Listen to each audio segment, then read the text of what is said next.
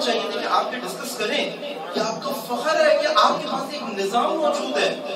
8 دن کے اندر اندر وہ نظام نافذ ہوا مولا متقیان کا کہ امام کی غیبت کبریٰ میں حکومتی و سیاسی نظام میں ولایت فقیہ ہے. اور 40 سال سے وہ نظام اسی کربلا و عاشورہ کے دشمنوں کو، یعنی آج کے شمر نیتن یاہو، آج کا یزید ابھی جو بائیڈن امریکہ، آج کا شمر اسرائیل، آج کا یزید اور آج کا عبید اللہ ابن زیاد اور آل سعود، آج کے یزیدوں کو آج کی عاشورہ میں آج کے حسین کے وارث آج بتا رہے ہیں.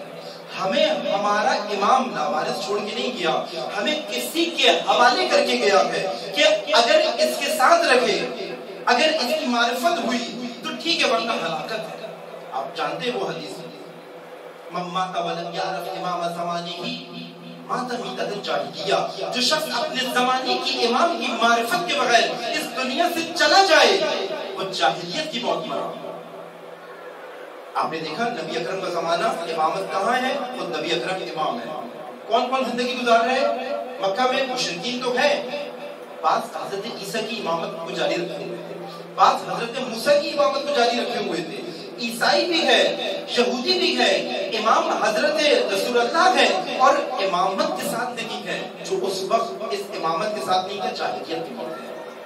اس کے بعد امیر المومنین کا زمانہ آیا، آپ دیکھ رہے ہیں امامت امیر المومنین کے پاس ہے، ایسے ہی طبقے نیچے موجود ہے جو اپنے زمانے کی امام کی معرفت نہ رکھے جاہلیت کی موت کو میں سے جائے. کیا ایسا ہو سکتا ہے کہ پردہ غیبت میں اور عصر غیبت امام کے اندر جو نظام ولایت فقیہ جو آج کی امامت کا عارضی نظام ہے، غیبت کو ظہور میں منتقل کرنے کے لیے جو آج اس نظام کی معرفت نہ رکھتا ہو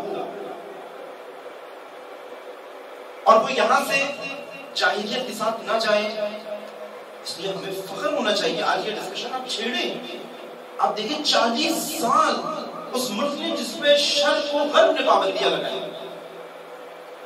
جس کا فقط ایک ہی سہارا ہے کہ وہ زمانے کے امام سے متصل ہے، جو زمانے کی امامت سے متصل ہے، جس کو ایک ہی اسلحہ عاشورہ اور کربلا کا اسلحہ اس کے پاس موجود ہے. آج وہ نتائج دے رہا ہے، آج وہ آج کی یزیدوں کا اول دشمن ہے، اول دشمن. بس یہ ہمیں دیکھنا پڑے گا موجودہ حالت سے ہم نے یہ ذمہ داریاں ادا نہیں کی ہیں. زمانہ غیبت میں اپنی امامت کو سمجھنا، یہ چھوٹی چھوٹی چیزیں آپ کی خدمت میں عرض کرنا چاہ رہا ہوں تاکہ ہمیں اندازہ ہو کہ اگر ہم اپنے فرائض کو ادا کریں تو ظہور کا زمینہ فراہم ہو جائے گا. ورنہ کوفہ والوں نے فرائض ادا نہیں کیے تھے، امام حسین نے کوفہ میں ظہور نہیں کیا. امام حسین نے کوفہ میں ظہور نہیں کیا.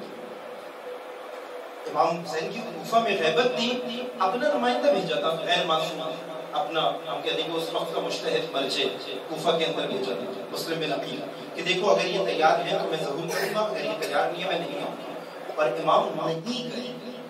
جو اپنے فرائض پر عمل نہیں کرتا اس کوفہ میں زمانے کا امام نہیں جاتا، اور زمانے کا امام اپنے مسلم کو بھیج کے یہ چیک کر لیتا ہے، امام خمینی کو بھیج کے یہ چیک کر لیتا ہے کہ یہ ابھی کتنا آمادہ ہے امام معصوم کی امامت پہ. جو اپنے زمانے کے مسلم کی بات نہ سنتا ہو، جس کو اپنے زمانے کے مسلم کی تقریر کا موضوع بھی نہ پتا ہو، اس زمانے کے امام کی اطاعت کہاں کرے گا؟ یہ فرش عزا یہ آج جلاتی ہے فرش عزا امامت اور امام کے ظہور کی تشریف آوری. ایک مرتبہ بلند آواز سے دونوں پیجا محمد